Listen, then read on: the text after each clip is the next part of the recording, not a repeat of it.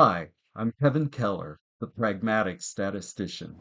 In this episode of Street Stats, we're going to cover some subtleties associated with Pareto charts.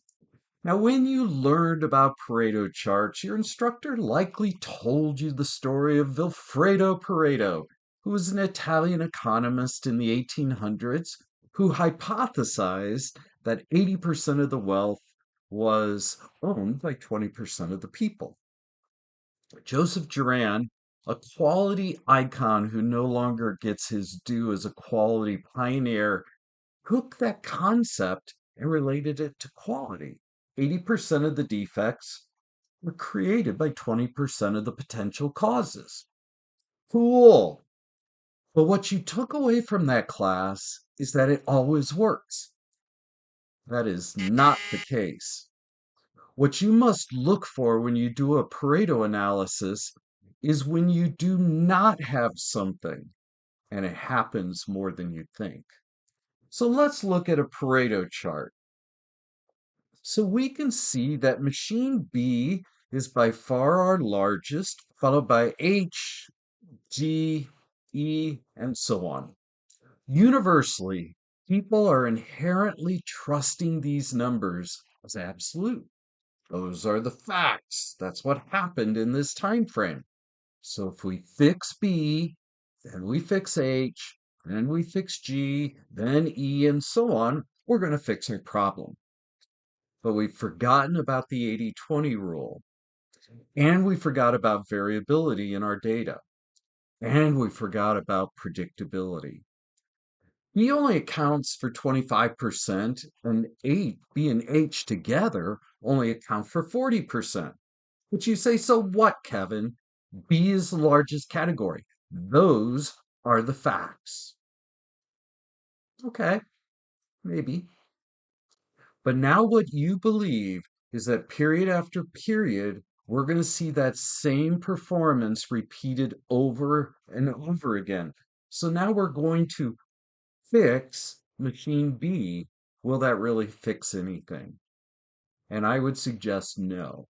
You haven't identified the true root cause, and now you're spending your valuable resources working on something that isn't the root cause. Now, in this particular example, we have 8 categories, 8 machines. So let's imagine that we have an 8-sided die, whatever that might look like, versus a 6-sided die, where every side of the die has an equal chance of being selected. Now, in this case, since we had 185 observations, we're going to toss this 8-sided die 185 times and record the frequencies. Now, I did this in Excel and I copied it over to Engine Room. I'll show you that in a second. You can do the same exercise if you wish. If you don't know how to generate these numbers in Excel, just ask ChatGPT.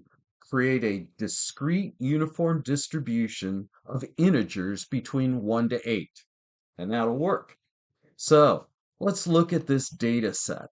So I did this a total of 4 times just so you could see what could happen purely at random. I counted up how many occurrences occurred of each of them, and I created 4 Pareto charts. Here's the first one. So we can see that side 4 and side 7 was 28, 27, 25, and so on. This occurred purely at random. So what you need to look for is, does it gradually taper off? If it gradually tapers off, that tells you you have randomness in your data. This variable has nothing to do with it. In this case, side number 8 was by far the lowest. And then let's see what happens when we do it a second time. All of a sudden, side 3 pops up and it's got a higher bar than the rest of them. Therefore, side 3 must be special. And we know if it's uniform and it just occurs at random, we could see this. And these numbers, these cumulative percentages, slightly lower than what we saw in that machine example not too long ago. And then I did it again, And here you can see a gradual tapering, but this number 7 side, boy, that must have nothing to do with it. It must not be important.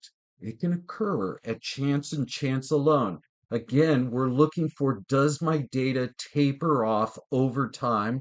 And then I did it a final time, and lo and behold, side number 3 popped up for a second time. So side 3 must be important. Again, you're looking at this gradual tapering, and that is giving you the answer. So, whether it's machines, shifts, offices, countries, whatever it is, that has nothing to do with it. Now, another way to think about this problem is, if I did nothing, will I see that same pattern repeat over and over and over again? Now, if it does look the same period after period after period, then there might be some relationship there, if there's no intervention, of course. If they exchange places without intervention, then it's random. Now, are you going to get exactly an 80-20 rule when something is real? No, of course not. But if you see a gradual decline, there's nothing here. Now, some people are very disappointed by this. I always advocate eliminating a variable is valuable information. We know that variable is not involved, and it saves time from team members and senior management going, well, we need to go investigate that. Now you're down a rabbit hole that sucks all of your resources, and you're losing time solving your problem. So be careful out there. The streets are messy, and so is data. But remember, there's always a way.